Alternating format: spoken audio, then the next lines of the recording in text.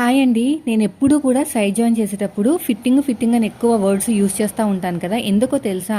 Fitting బాగుంటేనే customers అనేది మన దగ్గరికి వస్తారనమాట.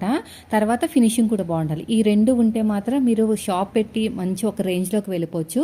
అసలు ఫిట్టింగ్ పర్ఫెక్ట్గా రావాలంటే ఆర్మ్ లూజ్కి చెస్ట్ మ్యాచ్ అవ్వాలండి. అది విధంగా మీరు ఫుల్ షోల్డర్ కూడా కరెక్ట్గా తీసుకోవాలన్నమాట. మన ఛానల్లో ప్రతి వీడియో ఫాలో అవుతే మీకు అర్థమైపోతుంది. ఇక్కడ చూసారా, ఆర్మ్ లూజు, హ్యాండ్ లూజు, నడుము లూజు ఎంత తిన్నగా కుట్టు వచ్చిందో.